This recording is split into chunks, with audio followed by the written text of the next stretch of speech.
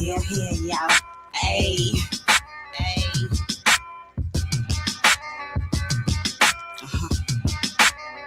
Bang with her.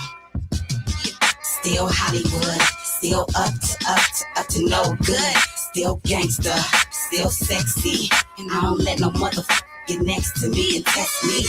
Yeah, still Hollywood, still up to no good. Still a bitch, yup, I'm still sweet. I'ma let you know that I'm still in the streets, motherfucker. Still fly.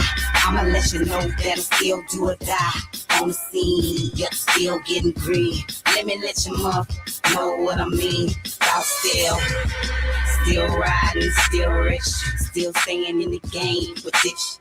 Stay my post. I don't give a what anybody know or where they go. I stay cush. I don't give a what you put out. I'm good. I am West. I'm a challenge, I'm a match to the gate while I'm smiling.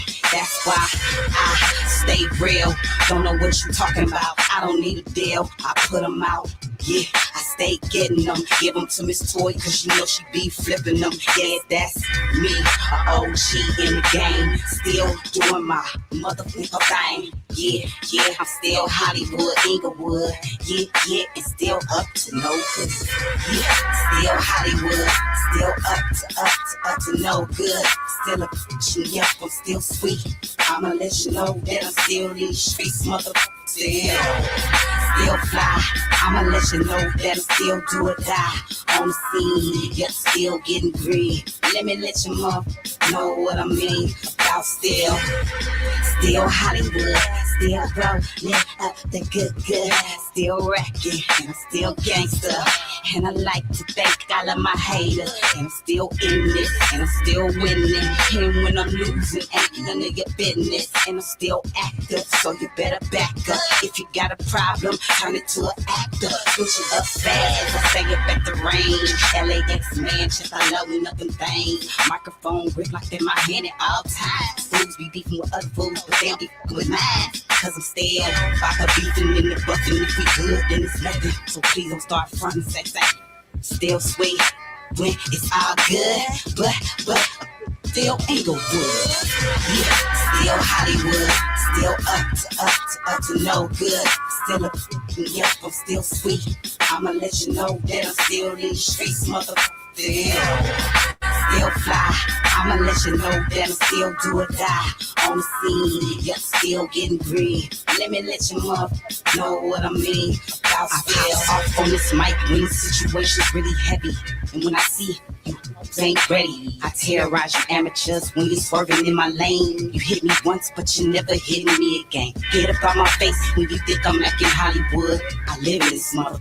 It's all good. Summertime all year, cushions the season. I still push a hard line. Give me a reason. Still Hollywood, still up to no good. Still gangster, still sexy. And I don't let no motherfucker get next to me and test me. Yeah, still Hollywood, still up to no good. Still a yup, I'm still sweet. I'ma let you know that I'm still in the streets, motherfucker. Still fly. I'ma let you know that I still do or die on the scene. Yep, still getting green. Let me let you know what I mean. About still. Yeah, y'all. I know what it is, man. It's your boy Viral Money, man. The viral one. Live in full effect, man. This is not enough interviews, man. You know what I mean? I got a very special guest, man. She's known for, listen, man, if you ain't here, Ice Cube, put your back into it and all that. You know what I mean? She the lady over there killing the hook, killing the game. She also crushing the independent scene on the West Coast, man. You know what I mean? Y'all give it up to Ms.Toi, man. You heard? I mean, what's popping with you? What's popping? What's going down? D-Money, what's good, man? Thanks for having me. No doubt, man. I appreciate you, taking time out your day to pull up, you know what I'm saying, and do your thing, man. How you feeling today? Good. It's official business, you know what I mean? Right. So okay. So I guess I start this thing off. You know what I mean? One of my questions for you was growing up in Inglewood. You know, what was some of the obstacles you faced, and how did it shape your mindset moving forward in your career? Well, in the beginning, moving from Chicago to Inglewood, Los Angeles was a big deal. You know what I'm saying? I grew up around all my cousins, my aunties, my uncles, to going to Cali where it was just, my mom's, my siblings, you know what I'm saying? So that was a big change. So now we have to make new friends and, get acclimated. So at times, I fought a lot. At times I made a lot of friends. You know what I'm saying? It was a balance at the end of the day. I realized how much I love music. I realized how much I love fashion. You know what I'm saying? And then I just learned, if when you're in different environments, it's okay to learn the environment, Right. because then that way you survive it. You don't know how long you're going to be there, but it might be a reason why you're there. So it was a reason why I still love and, still ride for Inglewood. Yeah. No. And Chicago, Yeah, much love to Inglewood and Chicago. Mm-hmm. And all that. How was it in Inglewood High School? You know what I mean? How was it there? You know what I mean? Inglewood High School. We had you remember Mr. Clark from Lean on Me, movie? Yeah, the Lean on Me. Yeah. We had Mr. Freeman, who also carried a bat around, who also was just like a hardcore, principal, trying to get his school in order. Black kids at that age and then Hispanics growing up together, we fought a lot. It was a lot of racial tension, going on. But when he was there and I was there, it was like, if I got in trouble, I got regulated. But also he would give me a stern conversation about, my future. Mm-hmm. And most times people don't talk about your future. They only thinking about right now, so Inglewood High was also full of great memories. It's a lot of, celebrities came out of my school. It's a lot of great, business owners to this day that I, people that I grew up with. They have clothing lines, the Taste of Inglewood, I think is this weekend. It might be, I got a lot going on. So you might not see me there, but shout out to everybody that's going to be there. No. Shout out to Inglewood and all that. You know what I'm saying? So, like, was music your first love, and what was like the first song you ever recorded, and how was that experience for you, if you can recall? Yeah, music and dancing was my first love. So music was involved in that. And then when I got to California, of course, my first studio session was with, Ronnie DeVoe from New Edition and Mosey, who produced for Tupac, and his sister, who also, did a lot of background singing for Tupac. And I got in the studio because, the guy I dated, when I was, younger, he drove a limo. And he was like, damn, babe, I didn't know you could rap like that.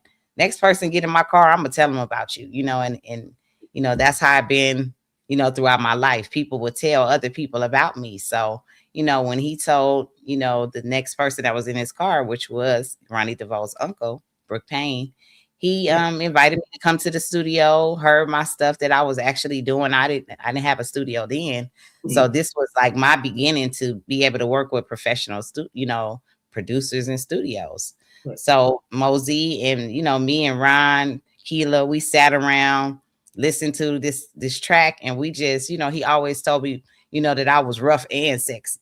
You know what I'm saying? So, we made the song Rough and Sexy because we both, we both pretty much agree with that, Right. So this song really came out good. I had a great time doing it. Listening back to it made me think like, man, I really, I want to continue to, work towards building my catalog.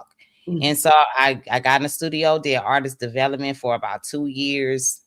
Working with producers, like Doug Rashid, who did Gangsta's Paradise, and then Meg Thee Stallion just redid one of the songs he did, and now he's still making money to this day. So I look at the game as it's it always comes back full circle. Whatever you started doing, somebody gonna bring it back, and you're gonna make more money on that. So my humble beginnings is not that humble. I work with Ronnie DeVoe, you know what I'm saying? My first studio time, and now I'm Ms.Toi, Right. No. That's dope. That's dope to be, surrounded by so many legendary people that impacted not just hip hop culture, but the culture in general. You know what I Yeah. mean? So that's pretty dope. That's pretty dope. Um, so like, what was the first deal you signed, and how was it you discovered, and who discovered you? My first deal, it was pretty much universal because when I was with Red Ant, I didn't sign a deal with them. Me Mm, and Mr. Tan was a duo, and we pretty much was just working with producers and trying to figure out our sound, where we would like to be signed at, and all of that type of stuff. So when we did Militia, it was kind of like an introduction, and other producers was able to see who we are and what they, you know, can do with us as far as the music business. And so when Emmanuel Dean called me, I felt, honored that I was invited to come and be a part of, the group Militia. They had a big single called Burn. And then, they was on Red Ant. So I told Red Ant, I'm like, listen, we need to do a remix. Everybody see us together now doing these shows. We breaking up our little, shows that we have. But eventually they're going to think we're together. So we need to do, the remix to Burn. So we ended up doing the remix to Burn. And I told Tan, look, let's share this 16. Let's both do, 8 and 8. And then we got a new hook. So let's build from there. And from there, it did really take off because a lot of times it was people just calling to see if they could do features with me. You know what I'm saying? Even though me and Tan was a duo, they wanted me. You know what I'm saying? They wanted the girl. So I started working on my writing a lot because I knew, you know what I'm saying, after this, shit, people starting to call more and more. Let me get myself ready, because I told you we was coming. Come and get it. I'm all talking my shit. So I said, let me get ready. The next couple of years, you know what I'm saying, it will be, K-Mac calling me for, you could do it. But in the meantime, in between time, me and my attorney was, still weighing out who I wanted to sign with and what was going on. So, the traveling I did to go get a deal, what I'm saying, was wild. I ended up in New York with okay. Universal. And so, I just thought it was a better fit. I was able to, be the co-executive producer of my first album. And that was pretty much unheard of. Right. And and while I signed my deal, I was on the Up and Smoke tour. So, I was doing a lot of stuff and people didn't know, but I was seeing what was going on. And it was like, yeah, let me go be, over here on Universal. Maybe I'll make some more noise, doing this. Yeah. No, that's pretty dope, especially to be able to negotiate executive producing your own project. You know what I mean? Like you said, that's very rare, especially in that time period. You know what I mean? Where, you know what I'm saying, they wasn't given a lot of leeway or leverage to artists during that period. Mm-hmm. So no, that's dope. That's dope. How was it how would you, like, as a female artist in the 90s on the West Coast, was it a competitive field there as far as female rap go? You know what I mean? Did you like feel that type of energy during that time period? With the Foxy Of course. and all that. Yeah. Of course, because they had males that were writing for them. So they had an advantage. You know what I'm saying? Imagine me, I'm writing my own stuff. Of course, somebody wants to, you know what I'm saying, be the reason why Ms.Toi blows up. You know what I mean? Right. So, along your career, you're going to have some people that's going to write some dope hooks and that'll be great. But as far as what I stand for, what I write about, you'll never be able to write what I'm writing for myself. So, the competitive side is, the women took those angles and said, all right, I would rather have somebody write for me to get on than to speak my piece. You know what I'm saying? And then later on, we see what you really think. You know what I'm saying? So I'd rather stand my ground. It's all good. The competition is me at the end of the day. What you guys see is just a facade. It's really me versus me. Yeah, and I feel like that's the attitude you gotta have in order to survive in any industry. Period, is that attitude of me versus me. You know what I'm saying? How did you come across meeting Ice Cube, and how did that collaboration come about? I know you talked about K-Mac, things like that. And how did that song impact your career? Well, I met Q way before you could do it. I met Q through uh Terry, Terry Carter. Rest in peace. I knew his nephew, we dated, and then he was telling me about his uncle starting his own label, Heavyweight. So while I was doing my music, I ended up taking a meeting with Terry and, telling him, when he do Heavyweight, he needs to be thinking about me. You know what I'm saying? So he was like, I ain't even got Heavyweight together. Ms.Toi, I don't know what I would do with you. You know what I'm saying? So maybe he didn't want to fuck it up. But later on, some of his close associates told me that Terry was like, Ms.Toi gonna get to that money. You better stick with her. You know what I'm saying? So, rest in peace, Terry Carter. I really felt like that day changed my life. Not just the music that was done. Sometimes it's those meetings like that. And what he did was, since he didn't know what to do, he gave me Mac 10 number and he gave me Cube number. So I hit the people that I already know I'm finna work with. Right. I didn't even have the song You Could Do It yet. I just wanted to see who, what was going on. Who gonna take a meeting and listen to me and Tan music, and where do we go from there? Right. So I had a meeting with Q, me and Tan, and we played our music back and forth like we was high school buddies and shit. You know what I'm saying? And this shit went well, and we was excited. We still had shows and concerts and things that we had going on. So that was the little spark of motivation that we did need. Yeah. And of course, the song later on, you know what I'm saying, had that chemistry like we met before to me, Right. And I went in there and did my job and came out, on a successful song still to this day. Yeah. No. It's definitely, listen, you definitely on the classic. You know what I mean? You definitely on the classic right there.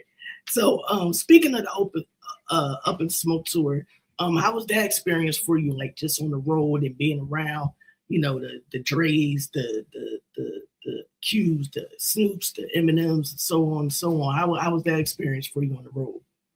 It was so, it was dope, but at the same time, I'm a new artist, so I was soaking up a lot of game.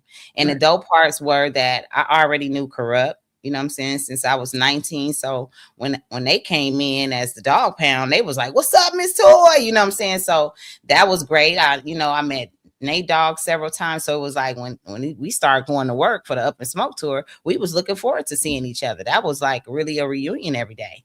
Right. And as far as how the business go, sometimes you get those opportunities to see for yourself how things are run, who you need to talk to, how you need to set up your life. You know what I'm saying? You got to have your manager, you got to have your role manager. You know what I'm saying? You got to have things going on. So this tour was not only big for us the music, but it was big when it comes down to artists now. Like Dad's showing you now how ownership matter. You know what I mean? You got to be a part of your career to know what you lose. If you don't know that you make money in it, you won't know you lost shit. You know what I'm saying? Exactly.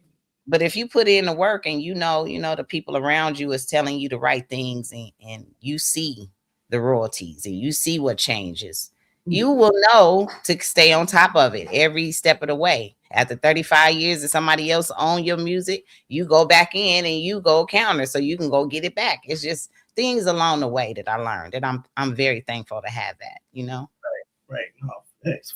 No. That's true. Like to be around all of them and just kind of like study, in real time. From just from a performance standpoint, all the way down to the business standpoint, all the way to how you carry yourself on the road.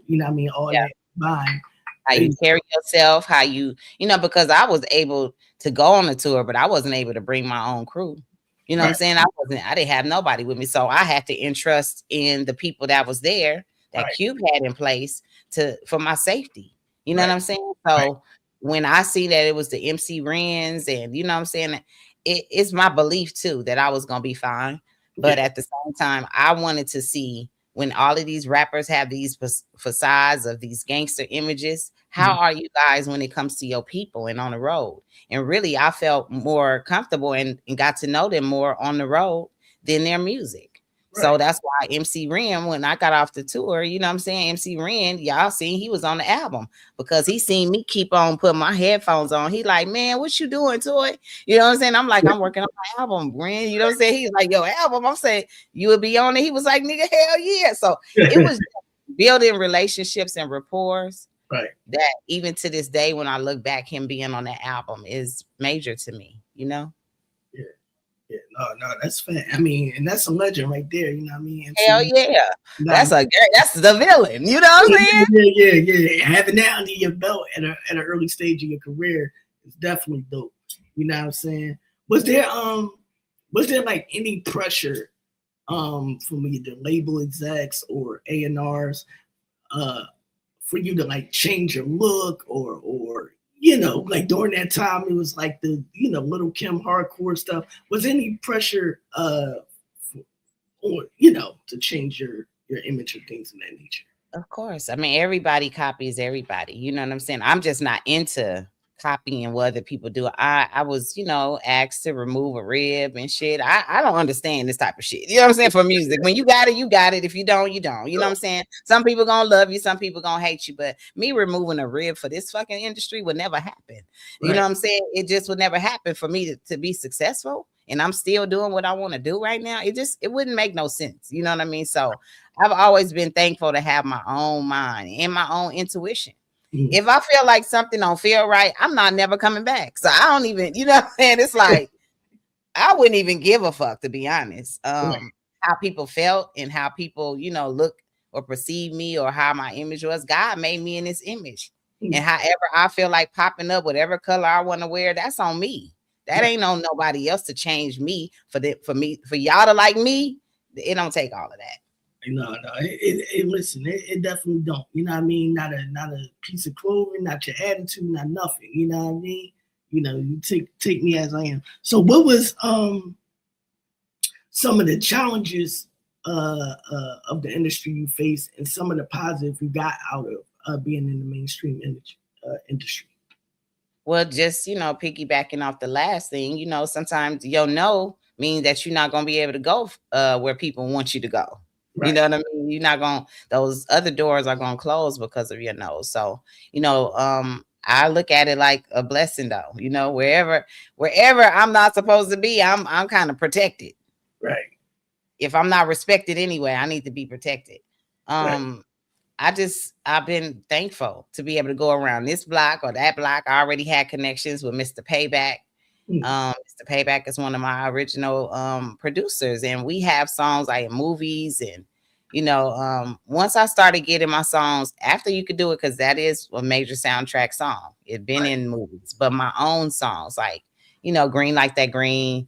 Me and Mr. Payback have that in Bud's house. That's produced by DJ Pooh. You know what I'm saying? And this is like early 2000s. You know what I'm saying? When this is happening, and it's like, I got songs and people calling me like, nigga, I just heard your voice in the movie. You don't think that's motivation? Yeah. You know what I mean? Yeah, even if you're not with the majors, that's motivation when people calling you. The DJs, right? Hitting your phone like, "What, Ms.Toi, what you doing in this movie?" What's the No. That's definitely what you want to hear and want to see. You know what I mean? That's when you know what I mean. You hit it in the right path. Mm-hmm. So, like, what is the difference, if any, between the West Coast music when you was coming up versus the West Coast music today?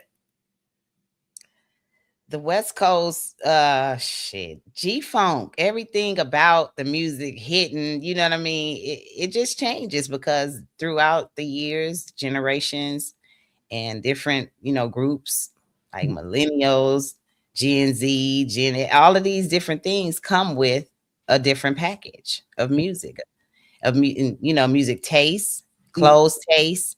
And so I still stay in my lane. I make music for the people that's, that solid like me. They warriors like me. I make music for us still. Because who said we have to stop making the music for us just to listen to somebody else's music? When we was kids, we had to listen to the music coming out the way it did. And the Roxanne Shantays and the people who came first, we listened to them without no problem. Now, when generations of this has already taken place, all right, hip hop is here to stay, rap music here. Now everybody have a problem with who do it. Yeah. Music is therapy for everybody. You shouldn't be the person that say what person can't do this and what person should stop doing this at a certain age. That's not your job. Right. Because the people that can't do any of this right now are just listening to music. They are the consumers, and they need that for their health. You know what I'm saying? When they out there doing a job, they driving on the road, they need some kind of music or Right. some type of entertainment. So I'm doing what I'm supposed to do, Yeah. whether anybody like it or not. I feel happy about continuing something that I started a long time ago, and I get to see a lot of great things happening from what I started. Yeah, yeah. And you get the, you know what I mean? You get to motivate, you know what I mean, the youth, the upcoming youth, you know what I mean?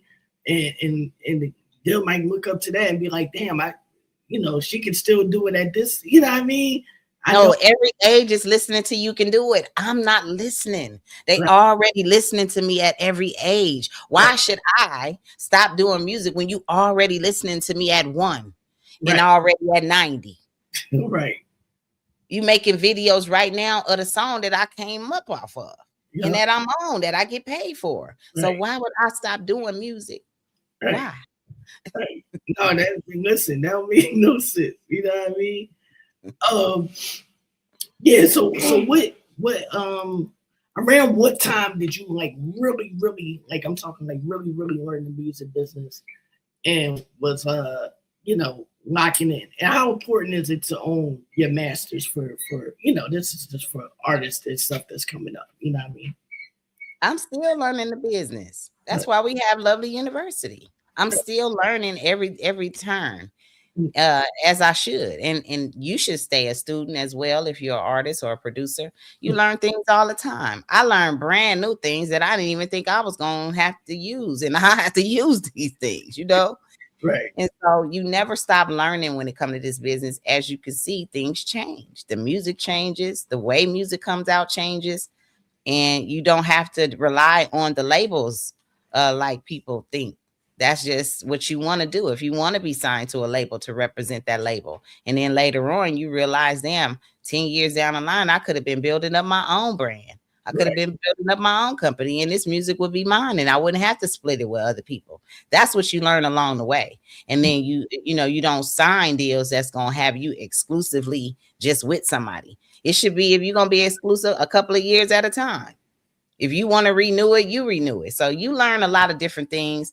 And because people are so desperate to be rich for other niggas, then people just sign anything. And because they get in the advance, they feel like shit, they came up. But the hard work haven't even started yet. When you first sign your deal, the hard work, it take a year, literally a year after your music is in the system for you to start seeing money from it. So, a lot of people are impatient, but if you got patience like I do and foresight, you'll understand why that music money that you put in, that work you put in, it turned into money in every month or every quarter. Right. However you want to get your deposits. If you want them to come quarterly, cool. You want a direct deposit every month, cool. But you got to put the music out to even get there. Yeah, yeah, yeah. And it gotta be quality music. You know what I'm saying? You gotta put the real out. Yeah, stop playing around. Yeah, yeah, yeah, man. So now as an independent artist on the ground, like, how long do you think it took you to like develop a fan base? And out of you got over like 18 albums here. I did my research and all that. You know what I mean? It's over 20. Shit.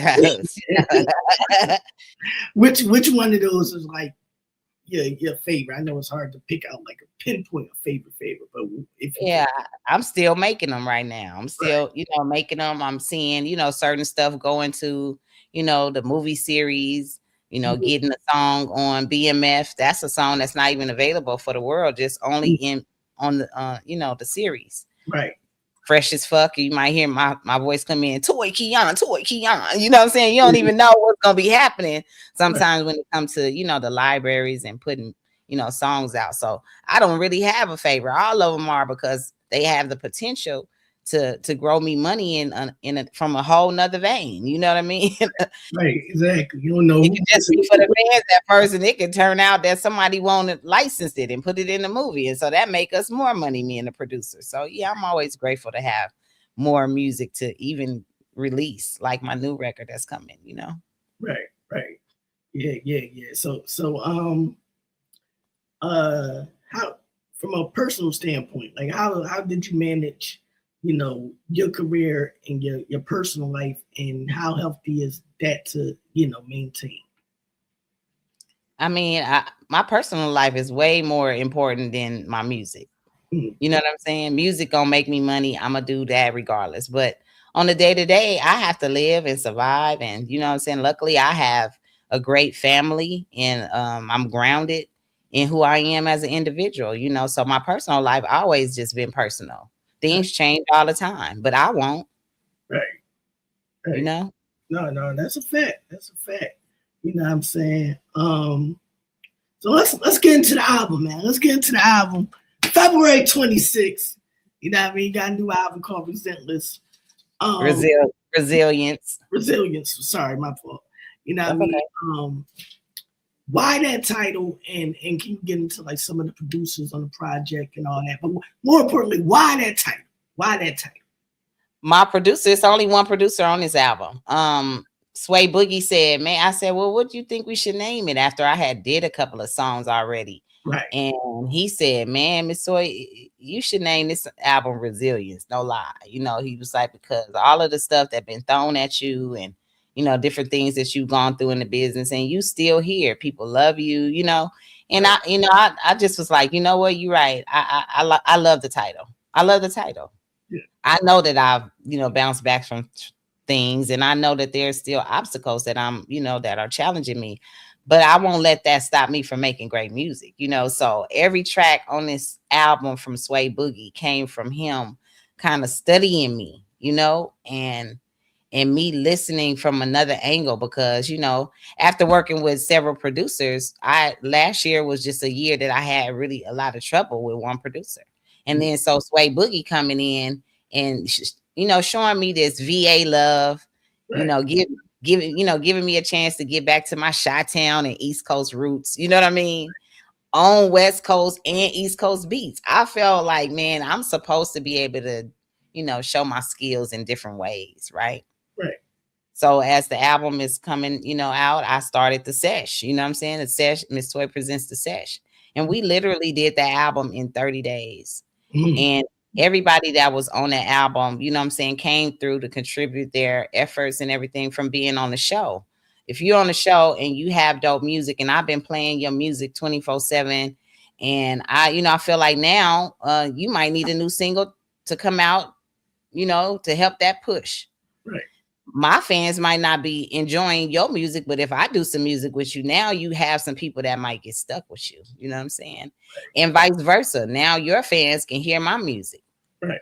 And they can see, what I'm doing for the music industry as far as the independent artists and the artists who don't have the connections to have a major label supporting them every day, right? Right. You could do some of this stuff yourself. So it's, do it yourself type of vibe. Right. Right. Oh, dear. You know what I'm saying? Yeah, I yeah. don't work for you. I don't work for you. I work with you. But because I'm doing all of these things, I would love for you to see what I'm doing, how I'm doing it. And then maybe you can join in, or sometime when you're working on your own albums, you'll have some of this knowledge, right? And then you'll have success not worrying about your friends or your family supporting you or having a record deal. It's a lot of people in the world, and they are all the strangers in the world are not the stranger danger that they told you about when you was little. The stranger danger on the internet that support your music, unlike your people that surround you, Right. are the people that you need. So they wanted your music, unlike the people that surround you, right? And Right. so now you got new people. You're like, oh, okay, y'all like it, y'all here. You know what I'm saying? Let me go play for y'all. Right. So now I have tunnel vision. I don't care about the people that I know. I don't care about the family, all of that. Mm. Only when it's time to care about them. When it's time to do the music, I only care about the strangers because I have tunnel vision. Okay. Right. Period. No, facts, man. That's a great way to sum that up. So, like, what are some things you consider when putting the album together, and what separates this album from your previous works? This album, I knew I had the biggest intentions for a great project with Sway Boogie. That last album was, I mean, what the title was, it's a difference. And then the albums before that, like when I'm working with Mike City or K-Wise or JPad, or I don't have these issues with nobody. You know what I'm saying? Really, it's a breeze to be able to work with them, just like them work with me, because I record myself. I have my own label. I'm going to promote our shit on the radio. Right. You know what I'm saying? I'm going to push it beyond whatever, resources I have. I'm going to go get some more if I need to. Right. But when you get in my way, you block the blessings for yourself and other artists that could have been on that project making money. And that's the only setback sometimes. Other people, have to be involved in something that could have been great. No, facts. No, you hit the nail on the coffin right there. You hit the nail on the coffin. Man, so like how, when this all said and done, when it's all over, you know what I mean? Like how do you want to be remembered, and how would you like your legacy to continue on? Y'all will see that come from my family and my real loved ones. I have no control over how people see me or how people, perceive how I'm doing my, my career or my life or my personal life. All I could do is bring y'all the joy part and the happy parts and let y'all see into some of the parts that are challenging sometimes. Right. And with everything, there's always great results. You know what I'm saying? Everything always works out for me. Right. Everything. Right. And that's just how I live my life. I'm like, well, whatever. This is something crazy. Let me see how we gonna handle this. Yeah. And then we handle it. Other than that, we just got problems in the air that we're not solving, and that causes health issues. And I don't plan on having that. I plan on being here for a long time, And much love and happy birthday coming up to my granny. Is Valentine's Day. She'll be 97. And I just want to live happy and knowledgeable like her using her iPad and her iPhone right now at 96.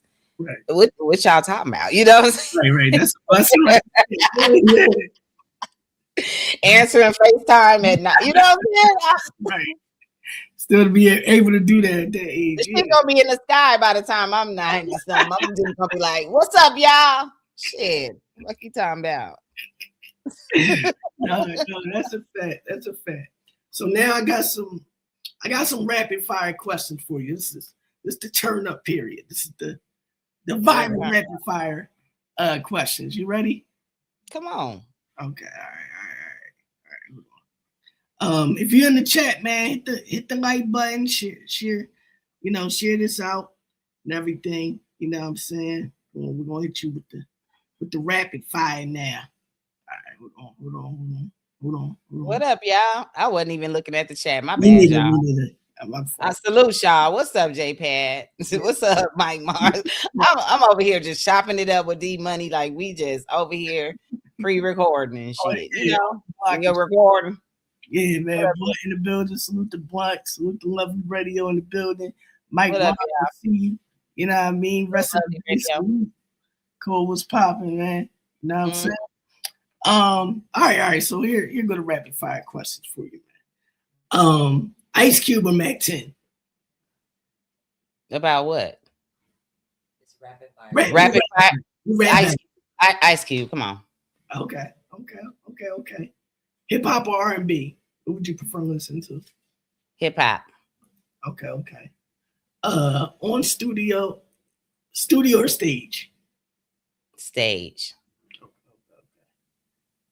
Fame or freedom? Freedom. Okay. Football or basketball? Basketball. Okay. Introvert or extrovert? Introvert. Okay. Introvert. All right. Rice or mashed potatoes? Mashed potatoes. Okay. Glorilla or Glorilla sister? A gorilla.